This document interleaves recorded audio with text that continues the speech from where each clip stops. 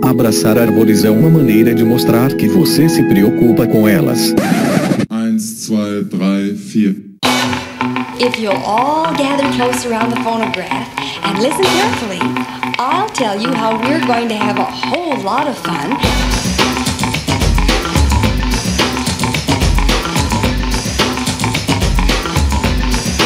Howdy! Aqui é Fernando Lima e este é o Desabraçando Árvores, um bate-papo sem firula sobre ecologia, conservação, a vida, o universo e tudo mais. E estamos de volta, meus caros e minhas caras, após um pequeno recesso de final de ano aí, colocando as coisas em dia, refletindo sobre novas possibilidades. Tem muita coisa bacana aí vindo no podcast aí esse ano de 2023, junto com os novos desafios que nos aguardam neste ano, que não são poucos. E voltamos com grande estilo, porque hoje, meus caros e minhas caras, eu lhes trago ninguém mais, ninguém menos que Roberto Leonan Morim Novaes. Ele que é biólogo com mestrado e doutorado em biodiversidade e biologia evolutiva pela Universidade Federal do Rio de Janeiro, a UFRJ, especialista em taxonomia, biogeografia e ecologia evolutiva de morcegos neotropicais. Atualmente, ele é pesquisador bolsista da Fundação Oswaldo Cruz, a famosíssima Fiocruz, atuando na área de saúde ambiental na Fiocruz Mata Atlântica.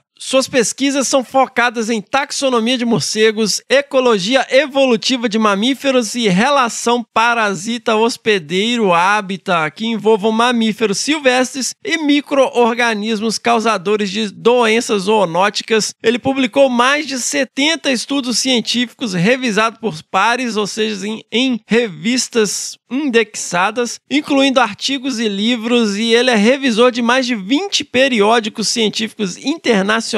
Atualmente ele é secretário-geral da Sociedade Brasileira para o Estudo de Quirópteros e é associado da Sociedade Brasileira de Mastozoologia e da American Society of Mammalogists nos Estados Unidos. Possui experiência com pesquisas em campo, laboratório e em coleções biológicas em docência superior, atuando como professor e orientador para os níveis de graduação e pós-graduação. Atualmente é professor e orientador credenciado nos programas de pós-graduação em biodiversidade e biologia evolutiva da UFRJ e em biodiversidade e saúde da Fiocruz.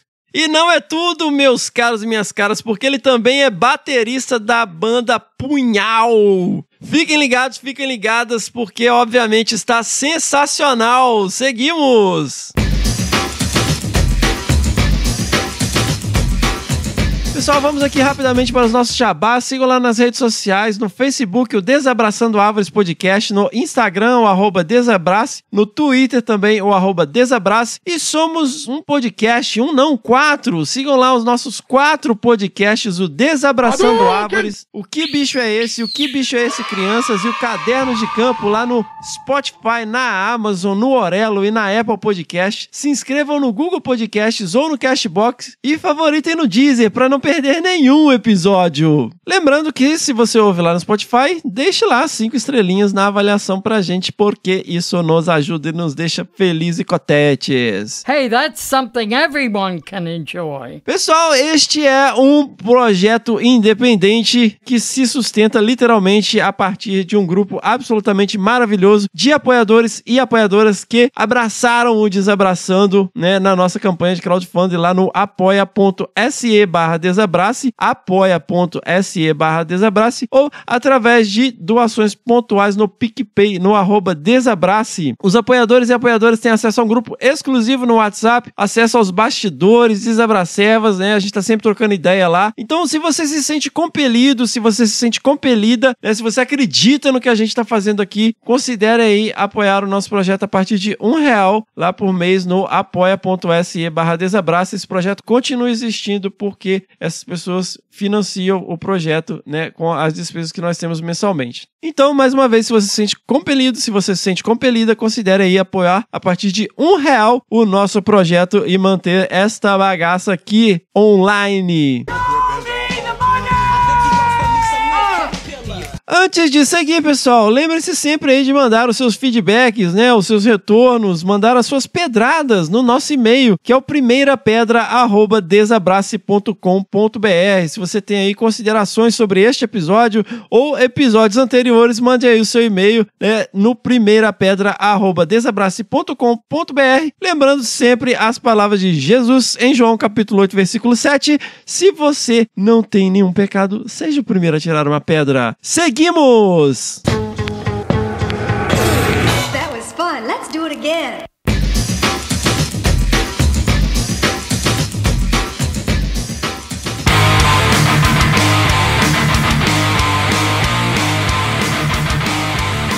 Roberto Leonan Morim Novaes. Muito bem-vindo aí ao Desabraçando Árvores, meu caro. Muito obrigado, Fernando. Para mim é um prazer enorme estar aqui. Eu que acompanho já esse podcast de longa data, fico muito alegre de estar participando. Pô, de longa data mesmo, né, cara?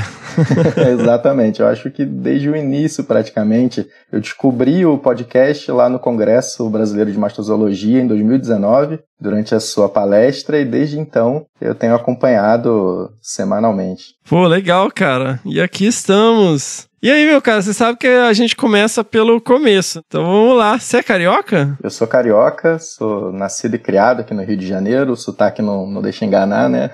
Eu nasci num bairro de periferia aqui do Rio de Janeiro, chamado Madureira. É um bairro super tradicional do samba, um bairro pobre, né? Da zona norte do Rio, mas é um bairro super tradicional do samba. E muito conhecido pelas escolas de samba, pelo carnaval. Você cresceu em que época? Infância anos 80? Eu sou nascido em 87, então, na verdade, eu peguei o finalzinho, o iniciozinho dali dos anos 90, né? Cresci nos anos 90.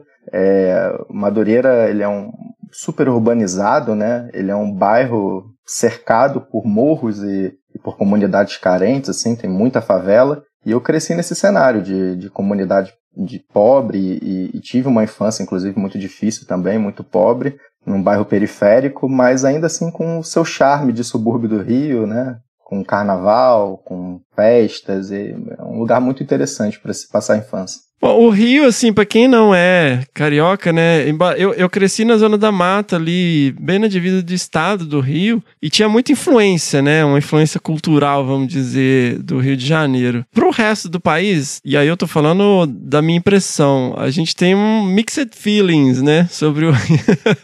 Porque tem uma efervescência cultural incrível, extraordinária, assim, e ao mesmo tempo tem esses contrastes muito grandes, né, assim, um pouco, tem essa questão do relevo, né, tudo muito, muito junto ali, muita discrepância social e ao mesmo tempo violência, o que a gente, chega na gente, né, esse filtro da TV, das mídias sociais e tal. Então, como que foi crescer nessa região, assim? E também muito urbana, né? Ao mesmo tempo que você está cercado por montanhas e áreas naturais ali. É uma geografia super interessante, assim. Exatamente, Fernando. O Rio de Janeiro, ele é uma cidade muito contraditória, né? Porque ao mesmo tempo que você tem uma cidade muito rica, com muito turismo, né, onde o mundo inteiro visita, né, uma das portas de entrada do Brasil, é também uma cidade muito pobre, uma cidade com muito contraste, muita desigualdade social, muita violência. E eu cresci nessa parte mais pobre da cidade. Eu não tive muito contato com a parte rica da cidade até a minha vida adulta. Então, todo o meu universo era basicamente um bairro de periferia. Eu achava que tudo aquilo ali era o Rio de Janeiro, né? Um bairro muito violento também. Mas quando você cresce aqui no Rio, né, quando você passa toda a sua vida, você meio que naturaliza essa violência.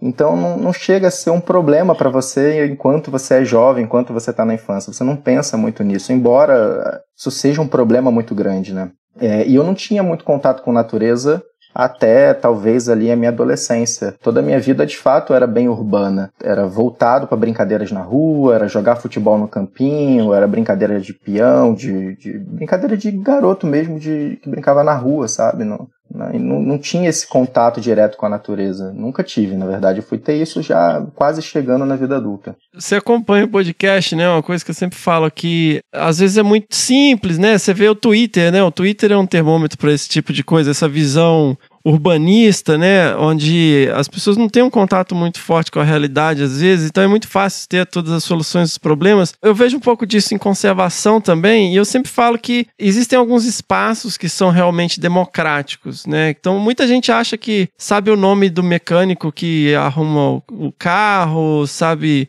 aquela coisa, ai, a minha diarista, ela é quase como da família, né? Aquela coisa burguesa babaca. Mas assim, eu vejo que, por exemplo, o campinho de futebol, o tatame de jiu-jitsu e a roda de capoeira, eu sempre cito aqui como ambientes extremamente democráticos. E por que esses três? Porque você vai achar no interior do Acre ao Rio Grande do Sul, sabe, ao interior de Goiás, você vai achar esses três. E eu acho que isso dá uma visão mais abrangente de mundo e de conservação, porque você tem realmente uma amostragem aí de diferentes atores e pessoas da sociedade, porque não importa a sua classe social, o que importa realmente é a sua habilidade na bola ali, é o seu jogo na capoeira, né, a sua mandinga e a sua habilidade ali no jiu-jitsu.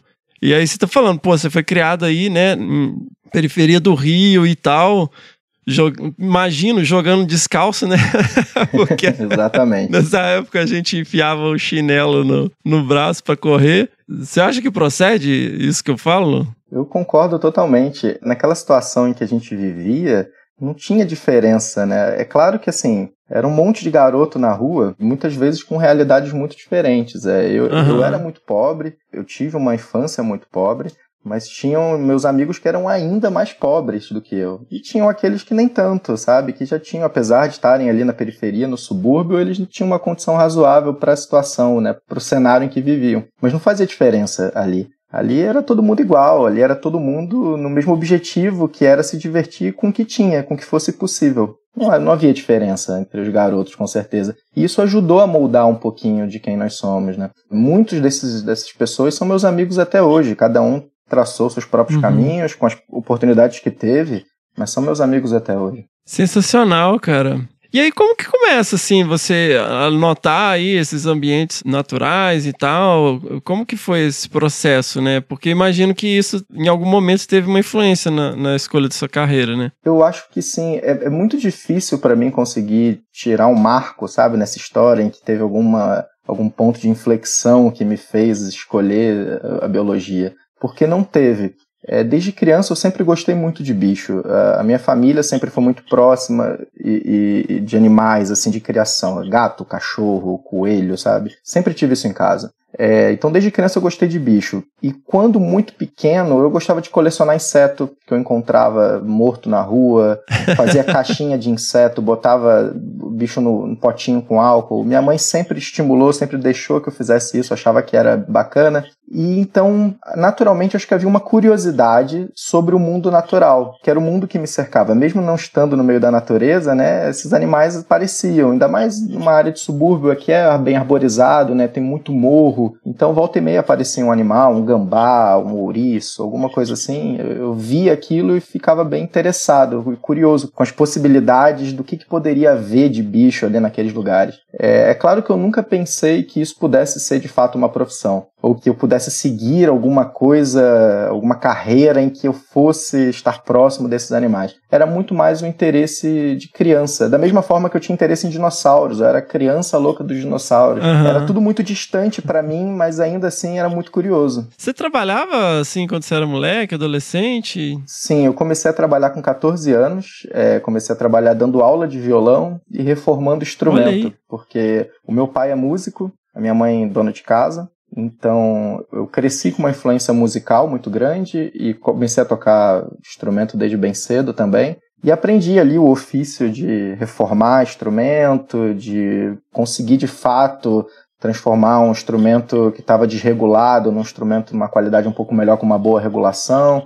Então, com 14 anos, eu fui à luta. Fui dar aula de violão para as pessoas do bairro mesmo. Cobrava bem baratinho, porque eu não era, de fato, um professor, era um garoto só que sabia um instrumento, e também reformava o instrumento em casa mesmo, sabe? Assim, no quartinho de casa, lixava, invernizava, regulava, trocava corda, afinava, fazia tudo para entregar um instrumento melhor ali para os colegas. Quem dá aula de instrumento musical tem aquele negócio, tem um aluno que vai 3 aulas, depois some, e tem uns poucos que continuam, né? E qual que era a coisa, assim, que você mais ouvia, assim, eu queria aprender violão porque eu queria tocar tal música, nessa época, o que era? Na verdade, assim, a maioria das pessoas queria aprender a tocar violão porque queria montar uma banda. Aquele iniciozinho dos anos 2000 ali, tava florescendo uma nova geração de bandas de pop rock, né? Então era muito comum que os garotos de 13, 14 anos quisessem montar uma banda. Então eles me procuravam, como eu já tocava e já tinha todo esse background que era vindo de família, né? Eles me procuravam para, olha, eu quero aprender a tocar porque eu quero montar uma banda. E muitos montaram mesmo, assim, alguns montaram banda até comigo depois de algum tempo. Era uma brincadeira saudável que a gente tinha ali, mas eu cresci num universo muito musical também, por conta dessa questão de estar muito próximo dos instrumentos, né? E ter essa condição de tocar. Sensacional, cara. Pô, muito bom, muito bom. Música preenche muito a vida, né, cara? Você tava comentando com a minha esposa outro dia que eu conheço uma pessoa que eu nunca vi, assim, convivendo ao longo de muitos anos, e eu nunca vi essa pessoa ouvir uma música, nem declarar nada, assim, tal banda, ou tal cantor, cantora. E eu falei, cara, essa pessoa é muito estranha, velho, porque... eu cresci ouvindo a seguinte frase, que quem toca um instrumento não fica sozinho nunca. Pode A minha crer. família sempre falou muito isso. E não só meu pai, mas meu tio também toca violão, toca cavaquinho. Então, assim, isso era realmente algo muito comum. As festas de família sempre terminavam com alguém tocando violão, batucando num balde de água e fazendo samba no quintal. Era uma rotina mesmo, sabe? De todo final de semana. Todo encontro de família era assim. Pô, sensacional, cara. Dada as circunstâncias, fazer um curso superior era algo que fazia parte da realidade da sua família? Ou era uma coisa que você almejou e foi atrás, assim? Então, ninguém da minha família até aquele momento tinha buscado fazer faculdade, assim. Era realmente algo muito, muito distante. Não fazia parte do cenário, sabe, das perspectivas, assim. Olha, não, naturalmente você vai terminar a escola e vai fazer faculdade. Isso não era algo normal, né? Eu tenho uma irmã mais velha e ela teve que trabalhar bem cedo também para poder conseguir, sabe, conquistar as coisas na vida, para conseguir se manter, se sustentar.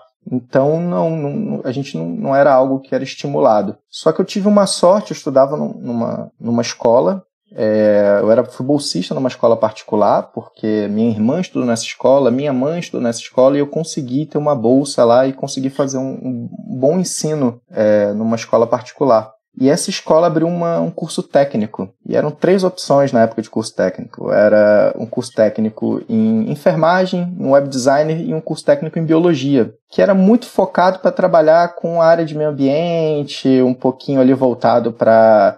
Na época havia todo aquele iniciozinho ali dos anos 2000, né? Tinha toda aquela aura das mudanças climáticas em voga, começando a se discutir isso. Então esse curso técnico era meio voltado para você trabalhar com essa área de meio ambiente ligada à conservação. E aí eu fiquei até um pouco em dúvida de qual curso técnico eu escolhia, mas eu escolhi esse curso de meio ambiente, né? Era um técnico em biologia, na verdade, a área era meio ambiente, mas era um técnico em biologia. E eu acho que foi aí que as coisas realmente passaram a mudar na minha cabeça, assim. Foi aí que eu tive a perspectiva que, olha, não, existe uma profissão, sabe? Eu posso seguir uma carreira de fato ligado aos animais que eu gostava, aos bichos, né? Uhum. E foi aí que eu acho que teve a grande virada da minha vida, foi nesse curso. Esse curso também tem um pé na biologia marinha, né? Sim, ele tinha um pé na biologia marinha porque um dos professores que fundou esse curso, que ajudou a criar esse curso, que era o Dr. Ronaldo Leão, ele era biólogo marinho. Então, ele puxava muito sardinha para essa área da biologia marinha. Como o curso não poderia existir com esse nome, porque não dava para cadastrar em nenhuma área reconhecida naquele momento, né? Isso não era uma área válida. Então, eles tiveram que colocar como área meio ambiente e com uma especialidade ali em técnico em biologia.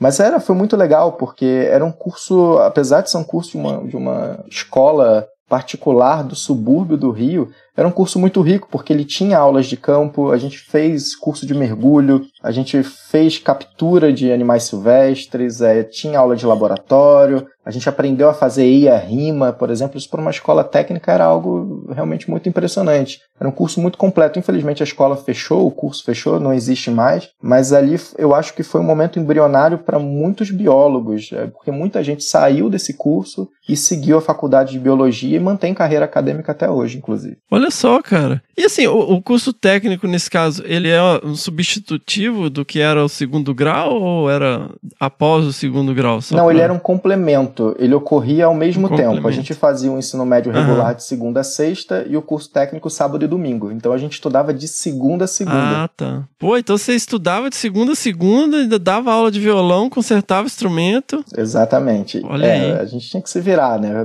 Infelizmente, assim... Ou felizmente, eu acho que na verdade quando eu olho para trás agora em retrospectiva, eu penso que isso foi bem interessante. Isso fazia a gente ter uma percepção de mundo muito mais ampla, sabe?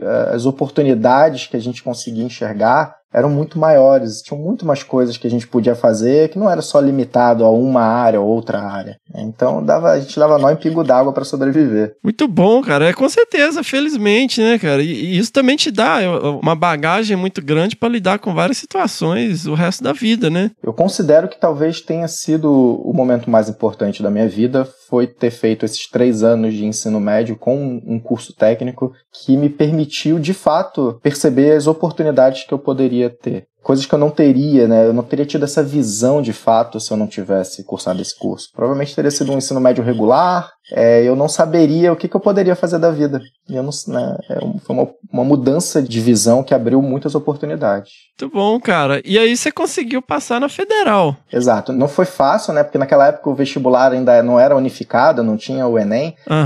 Cada universidade fazia o seu vestibular. Eu prestei vestibular para todas as universidades do Rio. O Rio de Janeiro tem algumas universidades públicas, né? Eu prestei para todas. E aí, naquela época, eu passei para 2 universidades, a primeira vez que eu fiz, que era o ENF, que fica numa cidade muito longe aqui do Rio, em Campos dos Goytacazes, e passei para Rural, que é em Seropédica. Só que as 2 ficavam muito longe da minha casa, eu não teria como bancar e estudar em outra cidade, morar em outra cidade, porque minha família não tinha condições de me ajudar, de me manter estudando nessas cidades. Então, eu não pude ir estudar nessas universidades. E então eu tive que prestar vestibular pela segunda vez, esperar mais um ano, porque era vestibular uma vez por ano, então a gente tinha que esperar todo aquele ciclo se iniciar de novo. Foi quando eu prestei vestibular pela segunda vez e então eu passei para a UFRJ, que foi a universidade que eu fui cursar. Vestibular, crianças, para quem, né, tá acostumado com o Enem, eram alguns dias de prova que você tinha que cuspir tudo que você aprendeu no segundo grau. Era literalmente, né? Conteúdo de 3 anos aleatório ali que podia cair na prova. Era super intenso, assim, e realmente, né? Infelizmente, hoje a gente tem um monte de apoio para pessoas de baixa renda, para minorias e tal, conseguirem entrar na universidade pública, mas, cara, universidade pública, ela foi feita para rico, cara. Infelizmente, assim, especialmente nessa época, se você não tinha como pagar um cursinho, ou você era muita exceção, você fala, mas fulaninho, olha só, conseguiu. Cara, para cada um desses que conseguiu, você tinha aí milhares que ficaram para trás, porque realmente, assim, é um sistema seletivo que galera pagava cursinhos, né, preparatórios para vestibular, ridiculamente caros, e ficava o dia inteiro estudando para passar no tal do vestibular para entrar numa universidade federal. Quem não tinha condição para isso, muita exceção e se matando de trabalhar e de estudar para conseguir passar, né, cara? E era um funil, na verdade, né, Fernando? Assim, era um funil bem estreito.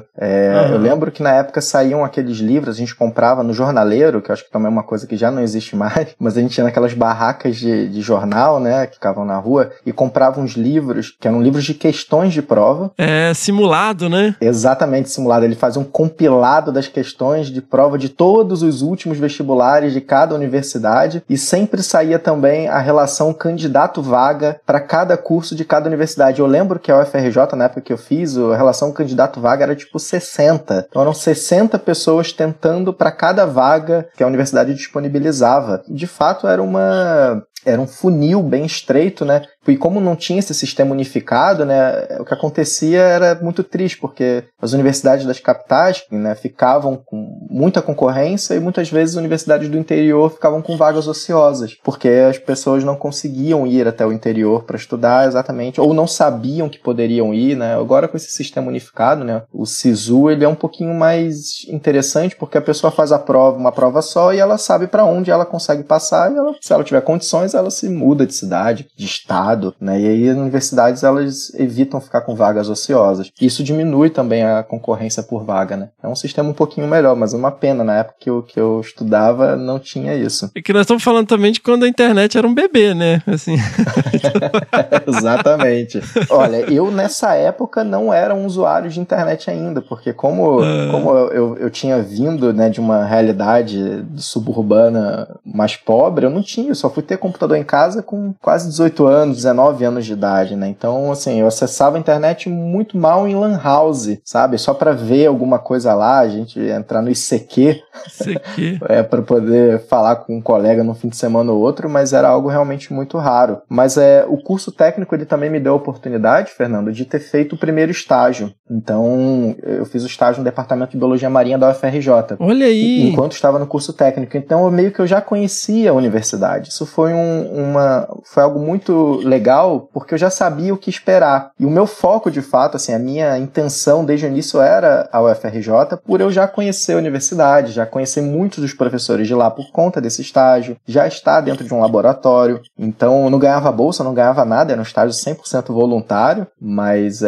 de fato foi o que me abriu as portas para falar, olha, é aqui que eu quero ficar, é isso que eu quero fazer da minha vida. Então, não ter ido para as outras universidades, por não poder me bancar em outras cidades, foi interessante também porque eu consegui depois ir para a universidade no qual eu já tinha algum conhecimento, né? Nossa, sensacional, cara. E aí, cara, você passa e como que começa isso? Como que começa a sua graduação? Foi uma graduação muito difícil e traumática até certo ponto, né? Eu fiquei muitos anos na graduação, muito mais do que os 4 anos que o curso delimita, né? Eu fiquei 6 anos, na verdade, na minha graduação, mas é porque eu não conseguia pegar todos os créditos, pegar todas as disciplinas, porque eu precisava trabalhar. Eu fiz a graduação dando aula em cursinho de pré-vestibular, eu virei professor voluntário nesses cursinhos, depois eu também comecei a dar aula numa escola, já comecei a ajudar os primeiros colegas de laboratório em consultoria ambiental, indo para campo com eles, então eu precisava me virar para poder conseguir me sustentar enquanto fazia faculdade. Era muito mais difícil ganhar uma bolsa naquela época, e aí virou um problema de retroalimentação. Como eu não conseguia pegar todas as disciplinas, e muitas vezes reprovava essas disciplinas que eu pegava, eu tinha um CR ruim. E aí, como eu tinha um CR ruim, né, que é o coeficiente de rendimento lá do curso, eu não conseguia pegar a bolsa. Aí, como eu não conseguia pegar a bolsa, eu tinha que trabalhar ainda mais para poder me manter na faculdade. E aí isso diminuía ainda mais o meu rendimento dentro da universidade. Isso foi, durante algum tempo, um problema. Eu pensei em abandonar a faculdade algumas vezes ao longo desse período. Trabalhei com coisas muito diferentes da biologia, fui trabalhar de fotógrafo, fui fazer o que dava naquele momento e por muitas vezes eu pensava, será que de fato aqui é o meu lugar? Será que eu consigo fazer isso da minha vida? Porque para os meus colegas, dentro de uma universidade pública, às vezes, né, eu olhava meus colegas, era um pouco mais fácil para eles, né? Como você disse, na universidade pública era feito para gente rica. E, de fato, a grande maioria dos meus colegas, eles vinham de classe média.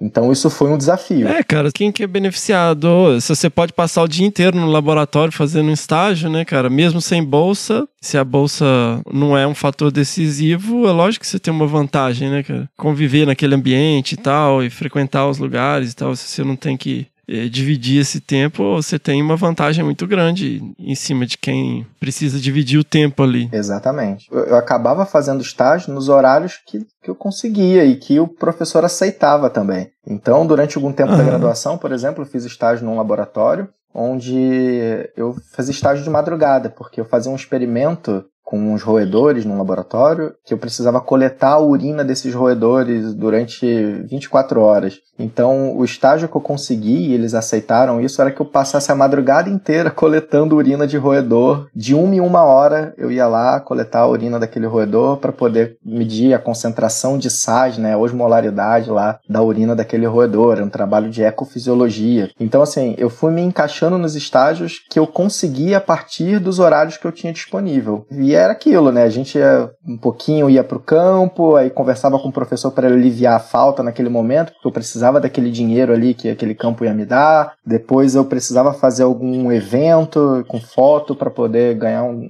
trocado, e aí eu precisava conversar com aquele professor. Então eu fui levando a faculdade ao longo dos 6 anos, assim, sempre dialogando com os professores e tentando me dedicar ao máximo possível às disciplinas, mas com uma certa dificuldade em algumas delas. Mas você fotografava, tipo assim, casamento mesmo? Tipo, eventos mesmo? Exatamente. Era o que aparecesse. Em geral, era festinha, pequenas cerimônias de casamento, batizado, eram eventos familiares pequenos, né? Olha aí, mas dava pra tirar um troco, então. Dava pra tirar um trocado que já ajudava a manter um pouco aquele mês e pagar xerox, passagem, alimentação, né? Porque a gente não paga a mensalidade da universidade, mas existe todo um custo, né, associado a ela, que não é pouco, que não é pequeno. É verdade. E, cara, que estágio em que você fazia? Eu fiz muitos estágios durante a graduação. Eu comecei na biologia marinha, logo na escola técnica, foi o primeiro que eu fiz, e trabalhava com um grupo de invertebrados marinhos, né, que são as assídeas, e era um trabalho super legal, que me abriu muitas portas, mas eu nunca fui muito do mar, eu sempre gostei da floresta. Antes de continuar, né, explica aí pra minha tia aqui que é assídia. As assídeas são invertebrados marinhos, que apesar de invertebrados, eles são invertebrados cordados, né, tem uma notocorda, significa que eles são parentes próximos dos vertebrados, que somos nós. Então a gente pode dizer que talvez alguns dos nossos parentes mais antigos, né, na história evolutiva, sejam as assídeas. São animais muito pequenininhos, eles não se locomovem, eles são sésseis, né, ficam ali no fundo do mar, presos às pedras e aos corais ali. E tem muitas espécies. É um grupo muito legal porque eles são ótimos indicadores para saber se aquele ambiente marinho ali está muito poluído, está pouco poluído. Então eles são muito utilizados como indicadores de poluição marinha. Olha aí, muito bom, muito bom. E aí eu fui continuar minha vida. Como eu gostava de floresta, eu fui procurar trabalhar com outras coisas, com animais de floresta. Então, eu fiz um estágio no Laboratório de Vertebrados da UFRJ, o LabVert, com o professor Rui Cerqueira. Lá eu trabalhava com ecofisiologia de roedores, mas eu também, paralelamente, comecei um estágio na Rural, que era aquela universidade que eu não conseguia ir estudar porque eu não conseguia me bancar lá. E foi aí que eu me encontrei. Foi o meu primeiro estágio com morcegos. Era o laboratório de mastozoologia, que era do professor Adriano Perac, já um professor aposentado hoje, e eu trabalhava como estagiário de um aluno de mestrado. Eu ia para campo com ele, fazia todos os campos, ajudava a manter o material, a limpar o material, enfim, aquele quebra-galho para todos os momentos. Não tinha bolsa, eu frequentava o laboratório muito pouco, porque eu não conseguia ir sempre, é muito distante da minha casa, 3, 4 horas de ônibus até chegar na universidade, mas eu ia de vez em quando precisavam de mim para ajudar a olhar os morcegos, ou preparar alguma coisa, ou organizar o campo. Mas eu estava presente em todas as atividades do campo. Como o campo era de noite, normalmente eu saía do trabalho ou da universidade, ia de ônibus mesmo para o campo, já chegava já no fim do dia, montava as redes, ficava lá, fazia o campo, era na cidade do Rio mesmo, né? Depois, de manhã, eu voltava para casa, tomava banho e ia para a universidade ou para o trabalho ou para o que quer que eu estivesse fazendo naquele momento. Caramba, cara! Dormir pra quê, né? Dormir pra quê? Exato.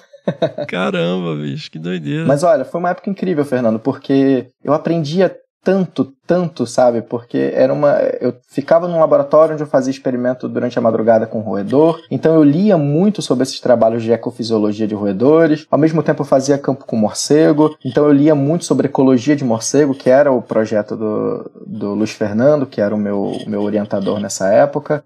Eu ia pro laboratório do professor Perac, que é um laboratório essencialmente de taxonomia, então eu aprendia muito com as pessoas lá sobre taxonomia de morcego, então eu estava o tempo todo em contato com alguma linha de pesquisa pesquisa, e linhas de pesquisa muito diferentes, sabe? Isso me permitiu ter uma visão muito ampla do que a biologia poderia me oferecer. E aí, quando eu dei por conta, eu percebi exatamente o que eu queria seguir, porque eu já tinha experimentado outras áreas. Também fiz um estágio muito rápido em herpetologia, então eu fui experimentando um pouquinho de tudo na faculdade até decidir de fato que eu queria seguir a minha carreira trabalhando com morcegos. Sensacional, cara. Nesse período da graduação você conseguiu alguma bolsa ou não? Eu só fui conseguir uma bolsa no meu último semestre de graduação, que foi uma bolsa de auxílio técnico. Eu fui trabalhar como técnico curador da coleção. Basicamente, eu ficava lá organizando os animais nos potes, e trocando etiqueta, trocando álcool, organizando o livro de tombo, e tinha essa bolsa de técnico lá, de auxílio técnico dessa coleção. Mas foi o meu último semestre da faculdade. Assim, organizando o livro de tombo à mão? À mão.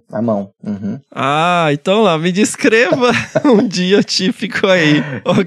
Eu já organizei livro de tombo também, um negócio meio... O que é muito comum, às vezes acontece, era uma coleção pequena, começou como uma coleção didática, e depois essa coleção foi se transformando numa coleção científica, que é da Unirio, Universidade Federal do Estado do Rio de Janeiro, já é uma outra universidade, que não é nem a UFRJ e nem a Rural, e essa coleção estava começando a se tornar uma coleção científica, então todos os espécimes que estavam naquela coleção didática precisavam ser tombados. Então, basicamente, eu olhava animal por animal dentro de cada um dos repositórios, seja vidro, seja as gavetas, né?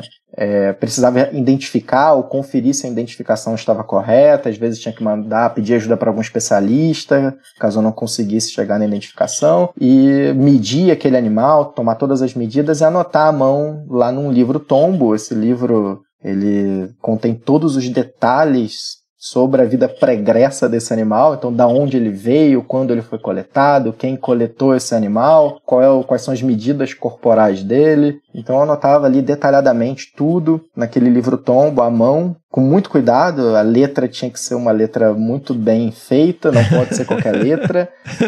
O livro não pode conter rasura, então tem que ser muito cuidadoso nessas anotações. Só pode utilizar caneta nanquim, não pode utilizar nenhum outro tipo de caneta, porque ela é resistente à água e a álcool. Então tem todo um trabalho bem minucioso. E eu fiquei um semestre fazendo esse trabalho e eu adorava. Era terapêutico. Cara, imagina o nível de concentração que você precisa pra escrever qualquer coisa sem rasurar. Nunca. Eu fico vendo, quando eu tô escrevendo, às vezes, aí você começa a pensar em outra coisa, aí começa a tocar a letra, É uma questão de treino. No início era muito difícil. Né?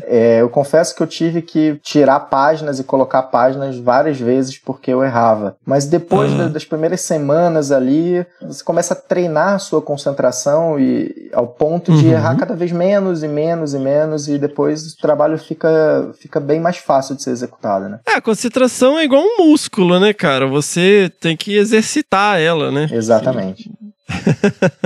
Muito bom. E aí você forma, cara. E então?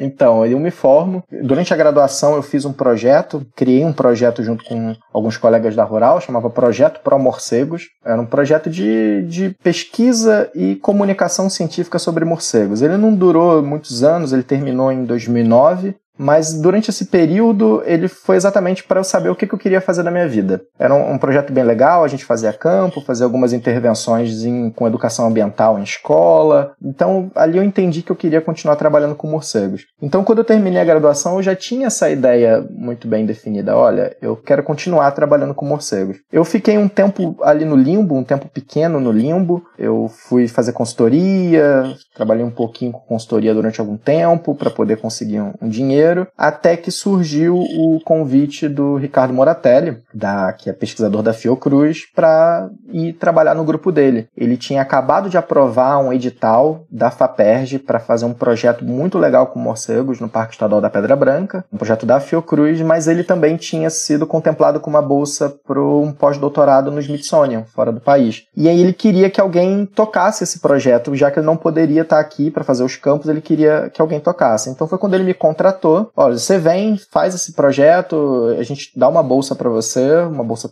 de técnico para você toca o projeto, e aí quando eu voltar a gente conversa. E basicamente foi isso que aconteceu. Eu comecei a trabalhar nesse projeto, tocar os campos desse projeto, fiquei responsável por essa parte prática, né, da execução das atividades, e quando o Ricardo voltou dos Estados Unidos, ele me convidou para fazer um mestrado com ele, e eu prontamente aceitei, e eu começo então meus estudos com taxonomia de morcego no mestrado na UFRJ, um mestrado em biologia evolutiva, que é basicamente a linha de pesquisa que eu venho seguindo até hoje, desde então, né? Eu entrei no mestrado lá em 2015, e quando eu entrei no mestrado eu já tinha boa parte dos meus dados coletados, porque muitas das informações, como eu já sabia o que eu queria fazer, e a gente já tinha uma ideia de que eu faria um mestrado quando ele voltasse, eu fui coletando essas informações, fui me preparando para isso. Então, quando eu entrei no mestrado, eu já tinha ali, talvez, um pouco mais da metade de todos os dados do mestrado coletados. Então, a experiência traumática que eu tive na graduação,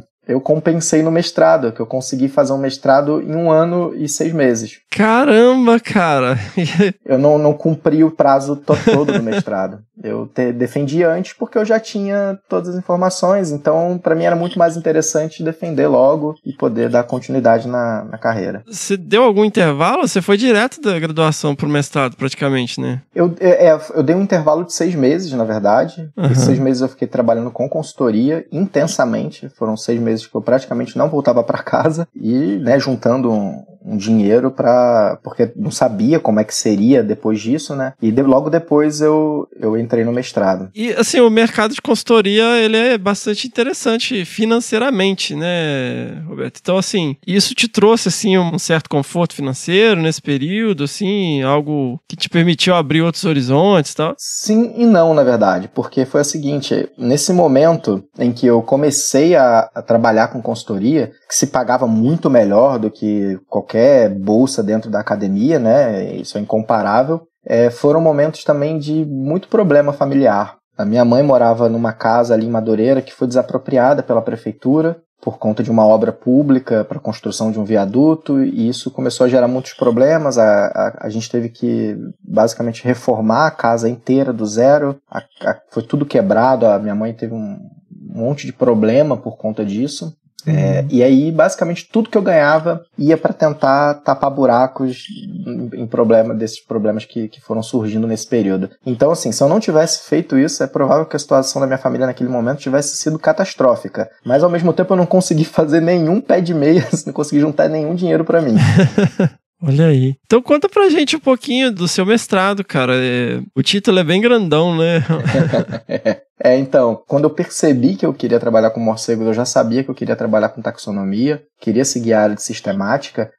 Eu gosto muito dessa ideia de você descobrir espécies novas. Eu acho que isso talvez um privilégio muito grande para um ser humano, né? Você poder dar nome às formas de vida que compartilham a existência com você no tempo em que você está vivo. Você já descreveu alguma? Eu já descrevi algumas espécies. Caramba, que massa! E então o meu mestrado foi o meu primeiro trabalho voltado especificamente para taxonomia, onde eu fui fazer a revisão de um complexo de espécies. Ali, na verdade, era considerado uma espécie só, que ocorria lá da América Central, de Honduras até ali o sul da Argentina, inclusive o Brasil todo. E aí eu fui usar algumas ferramentas para analisar a morfologia, né, a forma do crânio e o tamanho do crânio desses animais. Usei algumas ferramentas de genética também, para analisar sequências do DNA mitocondrial, fui utilizar modelagem de distribuição e nicho ecológico, fui usar algumas ferramentas para tentar entender como é que essa espécie variava ao longo de toda a sua distribuição e saber de fato se as populações que estão em diferentes partes das Américas são uma mesma unidade evolutiva ou se elas são, na verdade, linhagens evolutivas diferentes. E foi isso que eu descobri.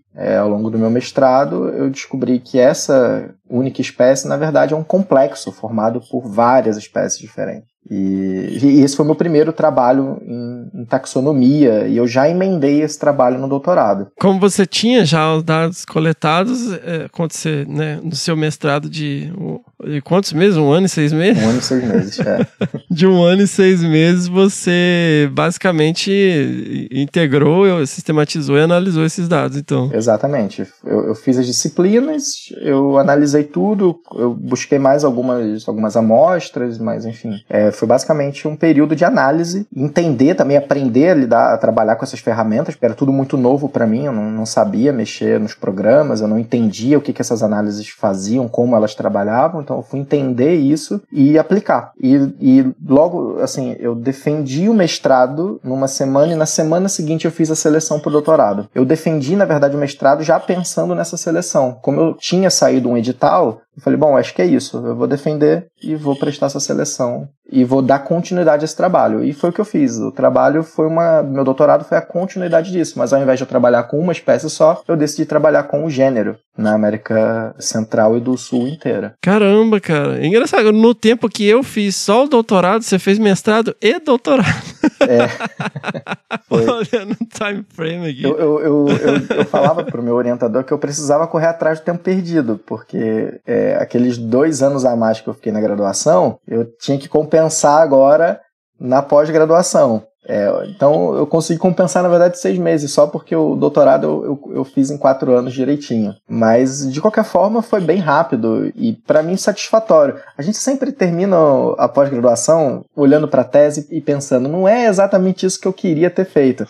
Ainda mais que eu defendi o doutorado durante a pandemia, né? Então, muitas das coisas que eu deveria ter feito, eu já tinha uma viagem agendada para os Estados Unidos, com passagem comprada. E foi quando veio a pandemia e fechou tudo, eu não pude ir. Então, boa parte dos dados que eu iria gerar lá nos Estados Unidos, eu não pude gerar. E aí a gente sempre termina, nossa, poderia ter sido melhor. Mas ainda assim foi satisfatório. E eu tenho conseguido resolver boa parte dos problemas que eu me propus nessa tese. E parte desses dados que eu não consegui coletar durante o doutorado, né, eu estou produzindo agora.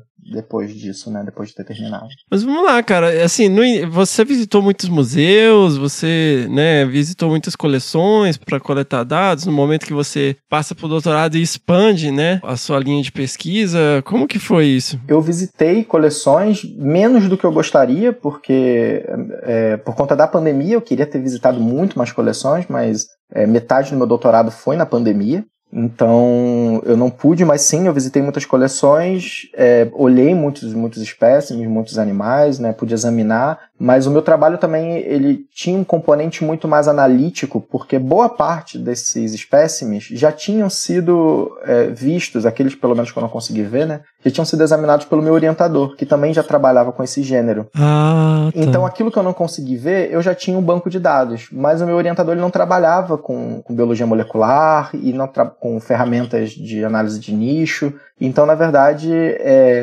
o meu prejuízo acabou não sendo tão grande, porque aquilo que eu não consegui fazer, eu consegui usar o banco de dados dele e trazer uma proposta analítica um pouco mais completa. Então, que era exatamente congregar dados de genética, dados de ecologia, de morfologia, atualmente também usando dados de bioacústica. Então, o meu trabalho ele tinha essa interface um pouco mais integradora. Então, apesar de eu ter, sim, eu olhei muitos animais em muitas coleções, no Brasil e fora, eu deveria ter feito muito mais e eu não consegui por conta da pandemia. Cara, não vamos nem entrar nisso, né, cara? Vamos começar a chorar as pitangas aqui também. Essa é a realidade de todos os pós-graduandos que estavam cursando de 2020 para cá, não tem como. E, cara, vamos lá, tem toda essa parte da taxonomia, né? A gente fez um episódio abordando bastante essa questão de taxonomia com os queridos Anderson Feijó, Fábio Nascimento, né? Achei muito legal, assim, ver essa perspectiva. Eu acho que a galera da taxonomia, assim, eles têm uma comunidade grande, né? E às vezes eu acho que talvez não receba a atenção merecida, né? Que é aquela galera que fica lá nas coleções e tal. Eu acho que pro público em geral, o pessoal não sabe o valor de uma coleção, né? Você vê o reflexo disso quando você vê uma coleção que pega fogo e o areva, né? Tipo, foi lá, o museu pegou fogo, olha aí. Lamento, quer que faça o quê? Vira notícia velha 2 dias depois, né? Então, Mas e pensando assim nessa parte ecológica também, porque você, com o pé no Instituto Oswaldo Cruz, você também tem um viés para essa parte também de saúde, né? Como que entra essa parte na sua pesquisa? É interessante porque a gente vê a taxonomia como uma ciência pura, né? Assim, quase como se ela tivesse isolada do resto de todas as outras coisas. Não, o seu trabalho é ir lá, analisar um monte de espécimes, um monte de animaizinhos que estão depositados em gavetas de uma coleção e dizer qual é a identidade, né? Quem é ele? Qual espécie é? Se for uma espécie nova, você vai dar um nome novo. Enfim, parece que é uma atividade isolada de todo o resto das coisas. Você só vai nomear ou identificar organismos. E, na verdade, ela é uma ciência super integrada com todo o resto da biologia, né? E aí, pelo fato do meu orientador de mestrado e doutorado, né, o Ricardo Moratelli, ser da Fiocruz, ser um pesquisador de carreira da Fiocruz, e hoje em dia está muito interessado em trabalhar com saúde, eu fui começando a perceber que o quão, na verdade, é importante a gente conectar diferentes partes da ciência. Então, uma das coisas que eu notei é que a maioria das pesquisas com saúde, ou uma grande parte dessas pesquisas em saúde, elas não sabem exatamente quais são os hospedeiros reais dos micro-organismos que podem ser causadores de doenças em humanos. Ou porque não foi feito um trabalho ecológico ali bem feito para poder entender o ciclo epidemiológico de tal doença, ou porque muitas vezes não se importa com a identificação do hospedeiro daquele micro-organismo, né? Então a taxonomia, ela vem aí como um braço operacional muito importante para trabalhar com saúde, para entender de fato ciclo epidemiológicos, para entender como é que a diversidade total de organismos numa área pode afetar o surgimento ou o surto, o aparecimento de alguma nova doença ou de alguma doença de interesse em saúde pública.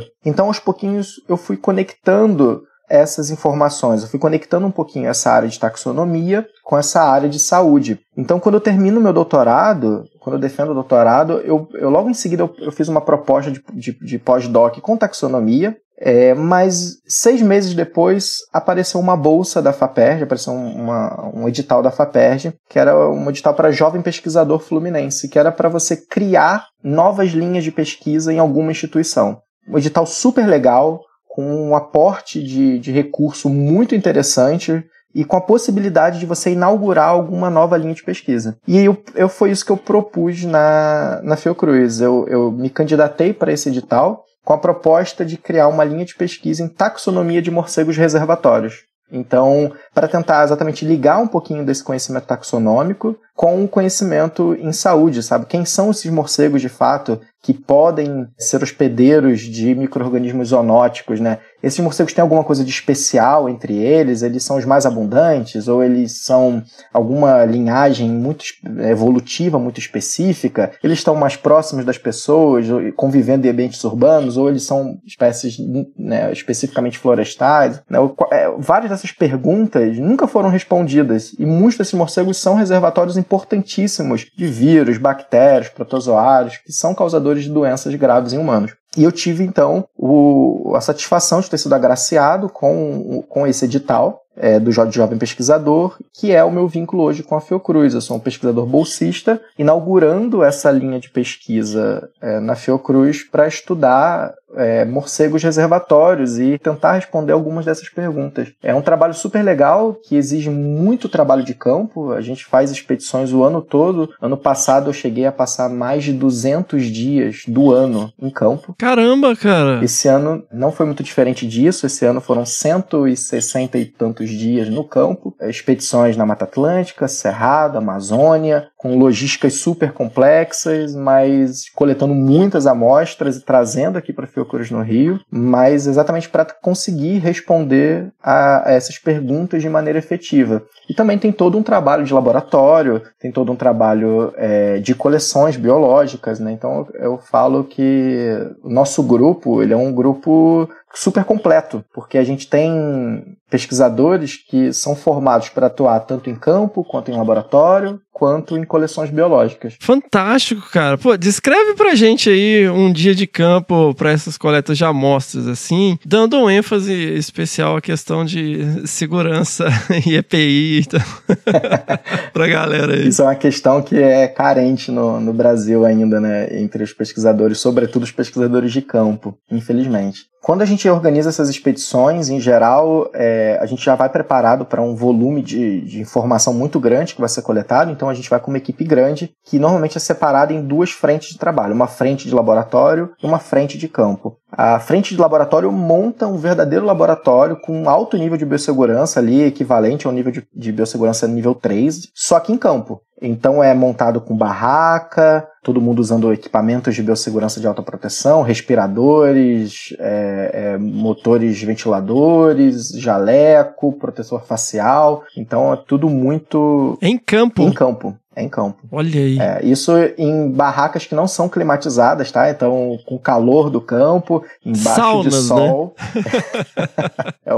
é um pouco difícil. E a gente tem a outra frente, que é o pesquisador de campo, que são as pessoas que vão lá colocar as armadilhas, capturar os animais, manipular os animais e levar eles, então, para serem trabalhados em laboratório, onde as amostras biológicas vão ser obtidas. Esses pesquisadores de campo também trabalham com EPI. E aí a gente tem que estar sempre atento, né, a todos os riscos do campo. Então, perneira, bota de cano longo, né, caso você prefira, sempre utilizando luvas.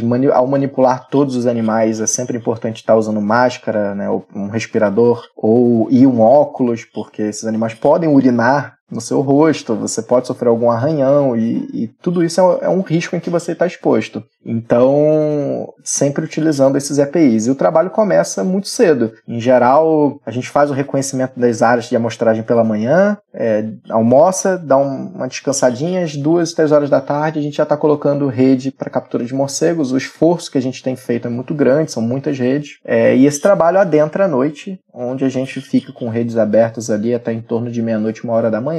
Depois essas redes são fechadas, os animais são trabalhados, triados, a equipe de fato só vai descansar madrugada dentro. Então, caramba, é um trabalho exaustivo que dura um certo período. Acabei de voltar agora de uma expedição na Amazônia de 17 dias, lá no Marajó, onde a gente fez tudo isso, inclusive um laboratório montado embarcado. O laboratório era dentro de uma embarcação. Olha aí, caramba. Dedicação, é uma vida, né? Uma causa praticamente, porque você passa aqueles 17 dias ali dormindo 3 ou 4 horas por noite no máximo, se alimentando de uma forma não ideal, com volume de trabalho que é grande e que é um pouco estressante, com muitas responsabilidades, e também tendo que se preocupar com a qualidade das amostras que você está obtendo e com o transporte disso depois até o Rio de Janeiro, onde vai ser analisado em laboratório, pelas parcerias que a gente faz com todos os laboratórios da Fiocruz, né? É uma missão, mas que a gente faz com muito prazer, sabe, Fernando? Porque é muito interessante os resultados do ponto de vista da pesquisa, mas é também muito gratificante estar junto das comunidades no interior do país, tentando ajudar essas comunidades a ter um pouquinho mais de consciência sobre os riscos em que elas estão envoltas e diminuir as chances de alguma doença ou algum surto aparecer nessas regiões. Muito bom, cara, muito bom. Só um adendo assim, o pessoal, tá armando rede para morcego 3 horas da tarde, pensando aí na minha querida tia lá de Carangola. Como são muitos equipamentos, né, tia? Você monta o equipamento, mas você não ergue a rede, né? Você vai abrir a rede. Quando a gente fala abrir a rede, elas são fincadas, né? Pode ser uma haste, né? Pode ser bambu, pode ser algo de alumínio e tal. E as redes ficam ali, mas aí você só levanta elas realmente à noite, né? E uma coisa que eu acho que também dá pra acrescentar, né, Roberto, é ganhando uma merreca, né? Quem tá fazendo mestrado, pra quem não sabe, eu não vou chamar de bolsa, sabe? O salário de quem tá fazendo mestrado é R$1.500. O salário de quem está fazendo doutorado é R$2.200. Todas essas questões que o Roberto está levantando, dormir pouco, trabalhar pra caramba, né? Todas essas condições, né? E tem mais essa outra questão também, que, assim, ganhando muito pouco para fazer isso. Exatamente. Ganhando muito pouco e com oportunidades muito escassas, né? Porque eu oriento, né, no mestrado, no doutorado, tanto na FRJ quanto na Fiocruz, e o que eu vejo é isso, assim, é uma falta de perspectiva desses alunos. O aluno defende o seu mestrado e muitas vezes não tem nenhuma perspectiva do que fazer com aquele título a curto e médio prazo. Ele pode criar um planejamento de carreira acadêmica. Eu sempre saliento isso para os meus alunos, sabe? O quanto é importante ele ter um planejamento de carreira para gerir o seu próprio progresso, mas mantendo expectativas reais, sabe? e entendendo que isso vai funcionar a médio e longo prazo. A curto prazo é sempre muito difícil para esses alunos vislumbrarem as possibilidades que eles podem ter. Então, ganhando muito pouco, trabalhando muito e, em geral, com uma perspectiva muito baixa, né? Isso é ruim para a autoestima dos alunos, isso é ruim para a produtividade, porque você acaba trabalhando sob pressão, o que vai obrigatoriamente, né, te trazer ou te levar a problemas emocionais, porque você fica, cara, eu tenho que produzir muito, ganhando muito pouco, com muito pouco tempo, e o dinheiro que você ganha praticamente ele é inteiro consumido por questões ligadas ao seu trabalho, ao seu projeto, e sobra muito pouco para o seu lazer, para você se alimentar bem, para você se vestir, sabe? Para você fazer qualquer outra coisa do seu aspecto de vida. Eu amo o que eu faço, Fernando, assim, eu sou muito apaixonado pela nossa área, mas é preciso muita tranquilidade, muito equilíbrio emocional para você se manter dentro dessa área, e eu faço questão de passar isso para os meus alunos, sempre que eu posso, de que ele está adentrando uma carreira que é uma carreira que vai exigir muito equilíbrio e perspectivas muito pequenas, muito baixas. Mas, em geral, é muito satisfatório quando a gente vê que algum desses alunos consegue seguir e sobreviver dentro da ciência, né? No Brasil é difícil, né, cara? E um trabalho tão importante, né? Acho que a pandemia esfregou, né? Nem mostrou, ela esfregou na cara de todo mundo. A importância do tipo de pesquisa que vocês fazem, de identificar mesmo, porque é igual você falou, a taxonomia ela é a base primal de tudo, né? Você pegar lá atrás, o que é a primeira coisa que você precisa saber? Quais são as espécies, né? Quem são? Então, essa é a informação mais basal. E quando você traz, né, essas associações, né, frente a tudo que a gente está vendo no antropoceno, onde a gente está, né, se aproximando cada vez mais de áreas naturais que até então não tinham muita contato, assim, você passa a ter cidades com periferias aí em grandes áreas florestais, você aumenta o contato de muita gente, né, com espécies silvestres, e nós somos mamíferos, né? Então a gente é muito suscetível a várias zoonoses, né? E algumas que, né, a gente não tinha contato antes. Exatamente. Então... É bem impressionante, Fernando. Por exemplo, a gente nessa última expedição de campo foi atender uma área que é uma região que ela é muito suscetível a surtos de raiva humana. A região do Marajó, ela foi o palco dos 3 últimos surtos de raiva humana no país, né?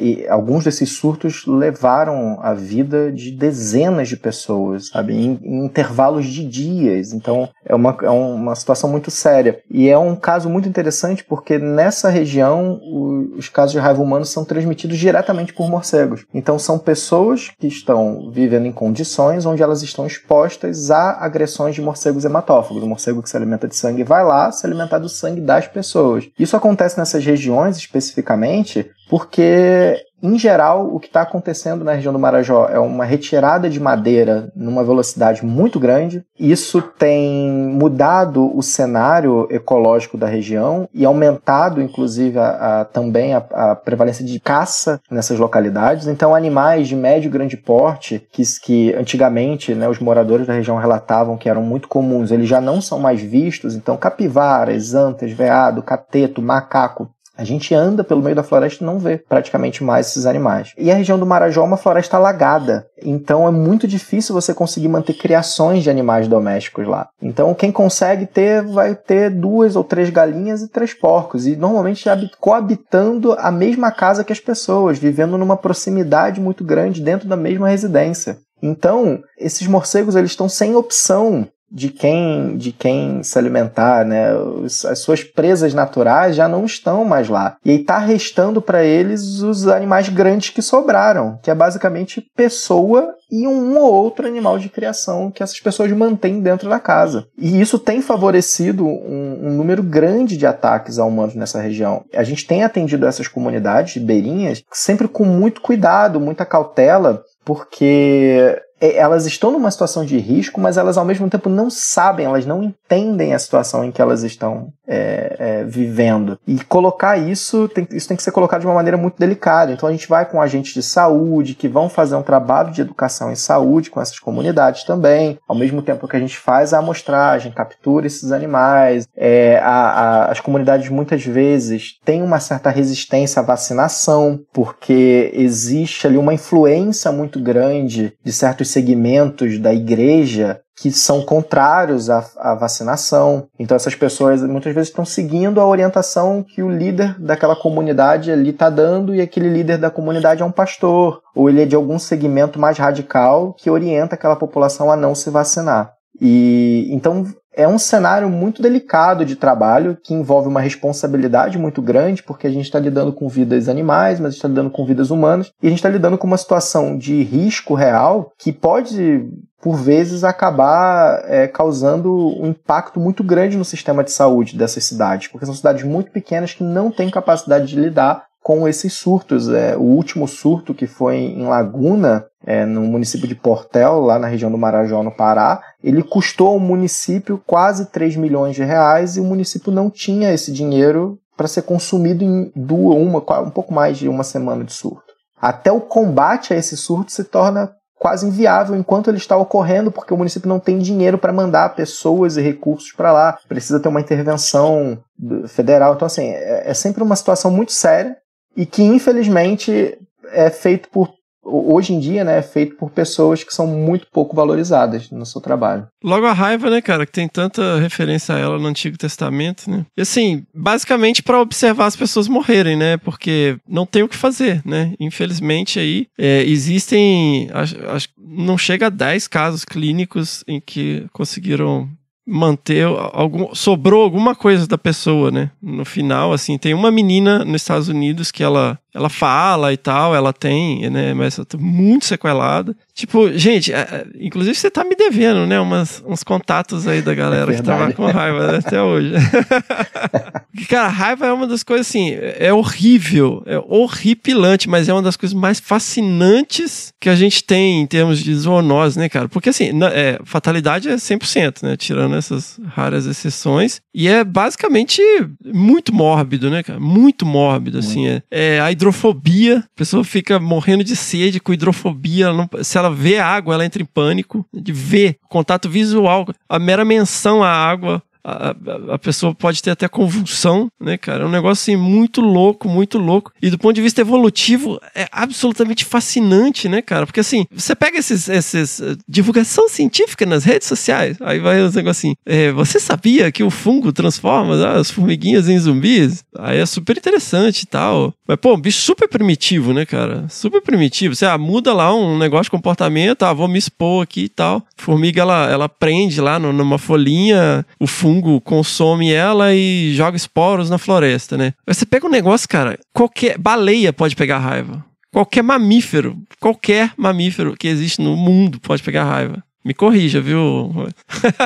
Alguns, eles meio que são excluídos por conta da probabilidade, mas do ponto de... lógico que na baleia, você não vai ver uma cachalote lá espumando, mordendo... Mas do ponto de vista epidemiológico, sim, qualquer mamífero pode pegar raiva. Então, assim, tecnicamente, sim, é lógico. Você, como que uma cachalote vai pegar uma coisa? Mas, assim, tecnicamente, né, ela é capaz simplesmente pelo fato de ser mamífero. Mas aí, assim, cara, você tem uma mudança comportamental, porque a gente, quando fala raiva, não é um negócio assim, o bicho fica violento. É tipo, assim, você arrancar o braço do bicho, ele usar o braço pra te bater, sabe? É um negócio assim.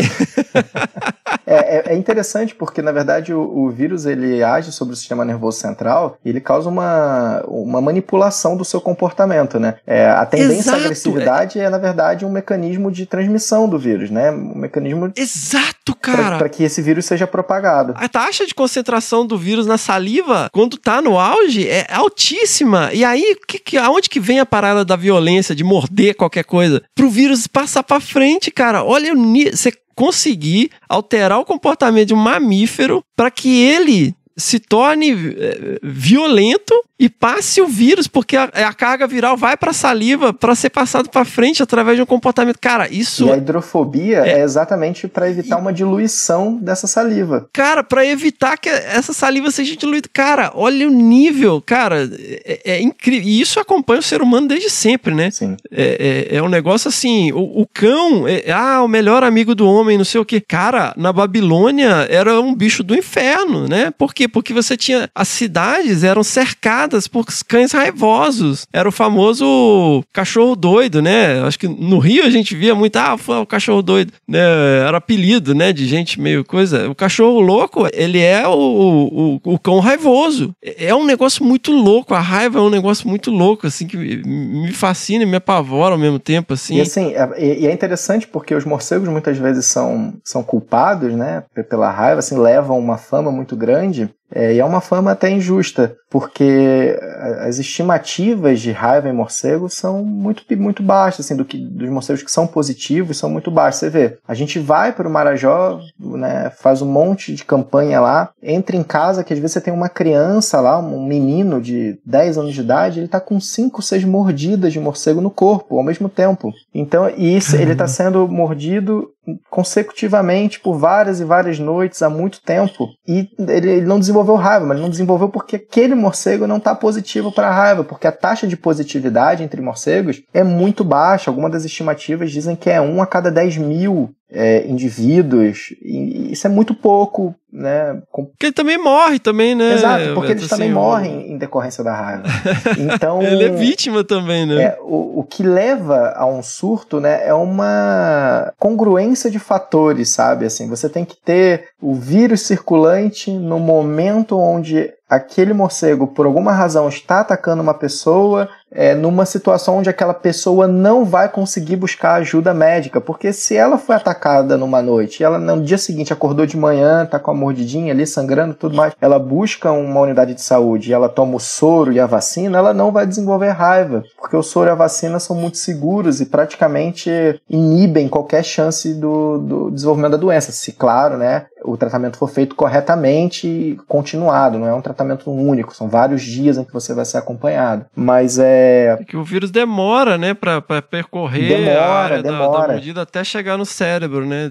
Então, o surto, ele acontece... É daí que vem a quarentena, né? Exatamente. Então, o surto, ele é decorrente, sabe, de fatores, de uma série de elos que vão se fechando até formar uma correntinha. E são fatores que não são muito simples de ocorrerem. Porque senão a gente teria surto acontecendo a toda hora, o tempo todo.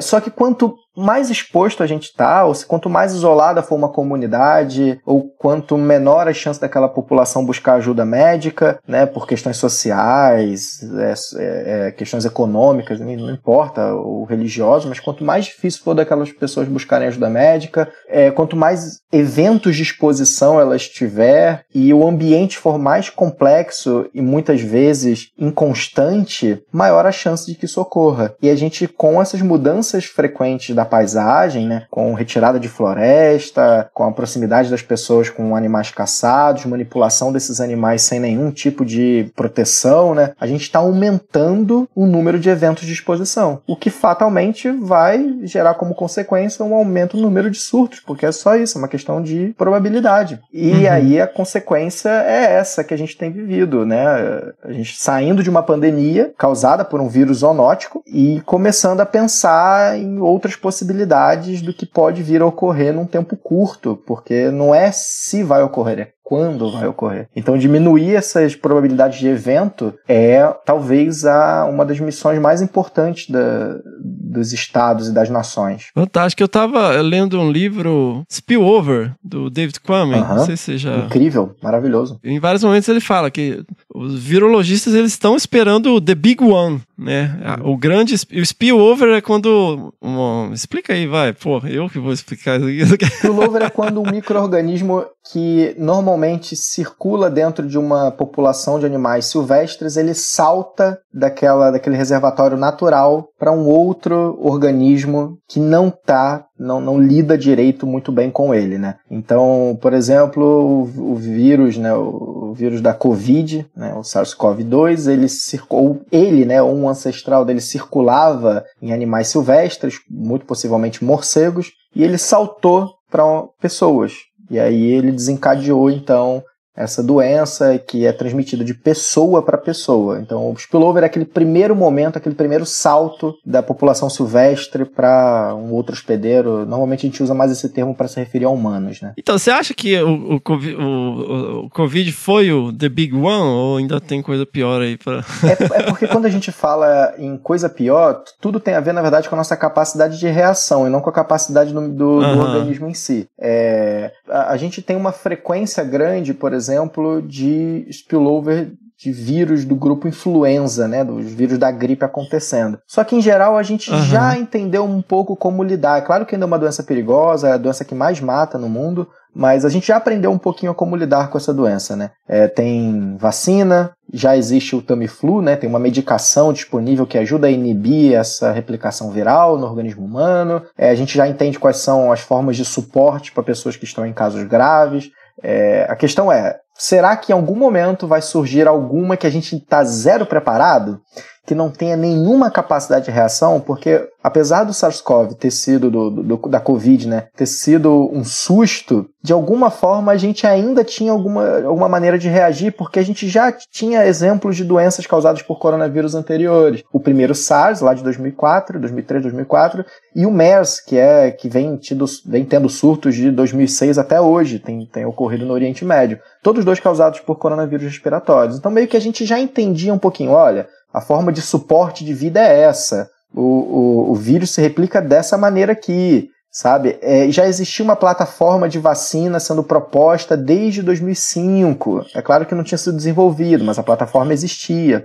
Então, assim, não foi uma surpresa total. A questão é, será que em algum momento vai ser algum grupo viral ou um arenavírus, sabe? Um vírus lá da família do Hendra ou do Nipah, que são super letais, né? Que a gente não tem até o momento a gente não tem nenhuma forma de se defender contra eles, porque a gente nem entende exatamente como é o funcionamento de replicação desses vírus no nosso organismo. Então, se isso acontecer, talvez seja uma catástrofe de níveis inimagináveis. Se isso vai acontecer é outra história, é outra questão. E talvez quando isso for acontecer, a gente já tenha acumulado conhecimento suficiente para lidar. Então, na verdade, a questão é, a gente sabe que as coisas vão acontecer. A questão é, a gente precisa se precaver, a gente tem que criar conhecimento científico, pesquisa de base, pesquisa aplicada, para a gente ter um conhecimento prévio bom o suficiente para quando ocorrer a gente não estar tão desarmado assim. Sensacional! Eu ia fazer alguma piadinha esdrúxula sobre a apocalipse zumbi acontecer quando a raiva for transmitida igual influenza, mas enfim, acho que não é o caso. Muito bom, cara, muito bom. Eu quero, né, fazer um episódio só sobre raiva, cara, porque é algo assim... Merece. É o grande pesadelo do ser humano. Qualquer civilização, qualquer história que você for ver, você vai ter menção à raiva, assim. Inclusive no Antigo Testamento. E olha só, existem evidências de transmissão de raiva por aerossol em caverna, ou seja, pessoas que inalaram o vírus e desenvolveram raiva. Apocalipse vai ser assim. Se porventura, né, é claro que isso deve ter acontecido num cenário muito, muito, muito específico. Eu imagino, sabe, aquela concentração viral enorme de uma caverna super úmida, que foi capaz de manter o vírus viável, disperso ali no ar, o que é uma condição praticamente inimaginável para esse tipo de vírus, né? Mas, enfim, a hora que esse vírus desenvolver, sei lá, uma mutação e ele desenvolver alguma outra capacidade de dispersão que seja um pouquinho mais eficiente, talvez a gente tenha um problema muito grande para ser resolvido. Olha aí, tá vendo? Guerra Mundial Z. Leia um livro, crianças. Não, leia não. Assista o filme, que o filme é melhor que o livro. Legal, cara. Bom, cara, vamos fazer uma reflexão aqui, né, meu? Você foi bolsista da CAPES, né, no mestrado. Você foi bolsista da CAPES no doutorado. Eu fui bolsista da CAPES no doutorado também. Você vê, um moleque lá de Madureira, né? Você é o primeiro doutor na sua família? Sim. Eu fui o primeiro a ir pra faculdade. Olha aí. Então, assim, olha a importância, né? Eu queria falar um pouco da importância desse... Eu não vou chamar de auxílio, cara, porque isso é salário, cara. Você não ganhou bolsa pra ficar coçando, né? Você tinha... Eu vejo o pessoal para você ganhar uma bolsa, você tem que ter um projeto submetido com cronograma, com orçamento, com as coisas, sabe? Você tem que executar ali, você tem que entregar um negócio no final. Então, assim, eu acho que bolsa é um negócio que se confunde, né? Porque fica parecendo um negócio, um auxílio financeiro do governo para você poder estudar. Não é isso. Então, assim, a gente vê aí, né, a situação que está a ciência no Brasil e a importância de você ter agências de fomento bem estruturadas. Você tem aí, né, você mencionou várias vezes a FAPESG, né, que atualmente é o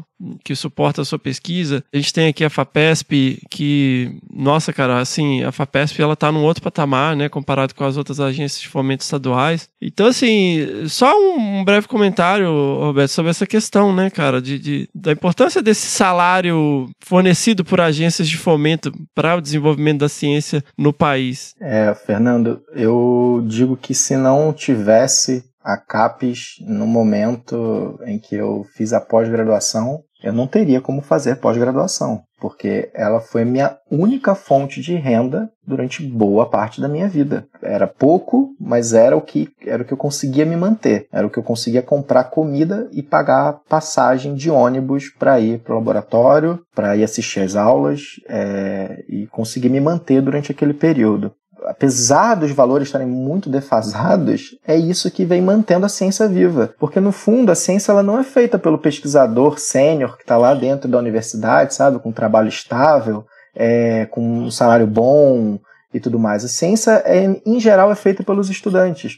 O pesquisador sênior, ele está lá, ele tem um papel muito importante, ele orienta, ele supervisiona, ele consegue recursos, ele gere o laboratório, seja em questão de pessoas quanto de materiais, tudo bem, mas quem está no fronte da ciência, produzindo conhecimento, indo a campo, indo a coleções biológicas, trabalhando no laboratório, são os alunos, ou são os alunos de graduação, de mestrado, de doutorado, são os pós-doutorandos. Essas pessoas é que produzem ciência, essas pessoas é que geram conhecimento de fato e que avançam a percepção da humanidade sobre o saber. Então, a gente tem que se preocupar um pouquinho mais com essas categorias do que só com o pesquisador sênior. Todo mundo quer virar um pesquisador concursado, que seja, ou num instituto privado, mas com um trabalho estável e um bom salário. Mas quando a gente para chegar lá, a gente tem que ter caminhado uma estrada muito longa, produzido muito, passado por muito percalço, que poderia ser um pouquinho mais confortável. Eu tenho certeza que se essas bolsas fossem em valores mais justos, que permitissem que os alunos pudessem ter uma vida um pouquinho mais digna, a própria produtividade da ciência brasileira seria maior. A qualidade dos trabalhos gerados, embora o Brasil seja um país que gere trabalhos de excelente qualidade, mas seria ainda melhor se com esse bem pouco que é nos dado, a gente já consegue fazer um trabalho realmente digno de países que estão lá na ponta da produção científica mundial. Eu fico imaginando que se a gente tivesse uma condição de vida digna para quem está produzindo ciência, é muito provável que a gente estaria dentro do topo dos países em excelência na geração de conhecimento. Sensacional! Obrigado, cara, assim, né? Eu admiro muito o seu trabalho, assim, né? Você trabalha numa área que eu acho fascinante e você, poxa, um pesquisador aí de super referência, né? Fazendo um trabalho super importante. Obrigado, Fernando. Eu deixo aqui já, né? Antes da gente encaminhar o convite pra gente montar aquele episódio sobre raiva aqui.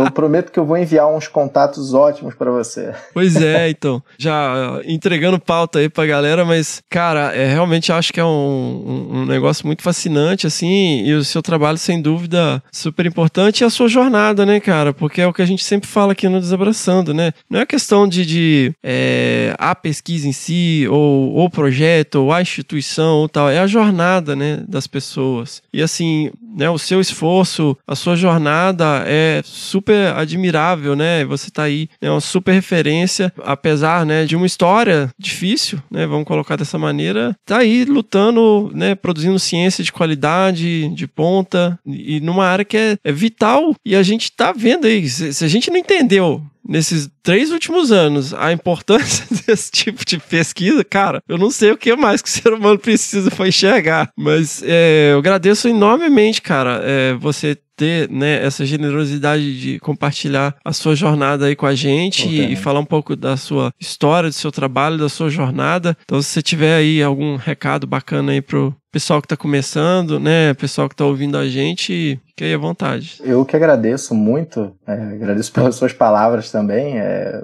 generoso da sua parte dizer isso, mas agradeço pelo convite, porque sou super fã desse projeto desde o início, sou um apoiador de carteirinha, completamente maravilhado por tudo que é produzido, então eu fico muito, muito feliz de estar aqui, podendo falar um pouquinho sobre o que eu fiz, né, o que eu venho fazendo nesses últimos anos, mas eu queria sim deixar uma mensagem final, que primeiro de tudo a gente não faz nada sozinho, então aquela história muito bonita da superação da pessoa que saiu de algum lugar e superou todas as barreiras e chegou em algum canto que era muito difícil para a realidade dela, em geral essas histórias elas ocultam um monte de agentes muito importantes que estavam no meio do caminho ajudando, né? Exato. Então, nesse meio do caminho, claro que essa luta não foi sozinha, eu contei com uma série de pessoas, a minha mãe, as minhas irmãs, os meus orientadores, pessoas que muitas vezes me pagaram do próprio bolso para eu conseguir fazer alguma coisa, para eu conseguir estudar, para eu conseguir ir para algum canto, para eu conseguir ir num congresso, sabe, apresentar o meu trabalho. Então, em geral, ninguém chega a lugar nenhum sozinho. Então, primeiro, eu sempre quero deixar claro que a gente precisa trabalhar em conjunto. E quem estiver ouvindo, né, já for um pesquisador sênior e estiver em algum canto, continue ajudando quem está na base. É muito importante. Faça um pouquinho mais, entenda que você não precisa, não é necessário que você ajude só academicamente. É necessário que você ajude pessoalmente também. Não dá para dissociar hoje em dia mais a ciência da vida pessoal. Não tem como. Para o estudante, essas coisas estão intimamente relacionadas. E se você for um estudante, procure parcerias. Procure bons laboratórios, orientadores, procure entrar em grupos que somem, que assumam você como alguém que vai de fato produzir conhecimento, porque é interessante que você se coloque dentro de uma rede. Isso é primordial para que a ciência exista. Acho que meu último recado se você gosta do que você faz na ciência, se você realmente gosta do que você faz, você vai encontrar um caminho para fazer isso. E entenda que não necessariamente seu caminho vai ser igual ao de todo mundo e que você vai conseguir fazer isso dedicando integralmente à ciência. Às vezes vai ter que dar um passo atrás, fazer outras coisas para poder ir adiante. Ciência é feita por pessoas, não é feita por cientistas, né? E pessoas são seres múltiplos, né? Tem várias faces. Então, senão você vai acabar se frustrando e pode abandonar um caminho que poderia ser um caminho frutífero no futuro. Tenha paciência que as coisas acontecem. Sensacional! Pô, falar o que depois disso, cara? Pô, bicho, obrigado demais, viu, Roberto? Obrigado, cara. Foi um prazer, uma honra, um grande privilégio receber você aqui. E as portas estão sempre abertas, cara, né? A gente tá sempre lá trocando uma ideia lá no grupo do Desabraçando, né? E, cara, vamos pensar em coisas bacanas aí pra gente trazer aqui pro podcast. E eu agradeço demais, cara. Obrigadão. Tamo junto.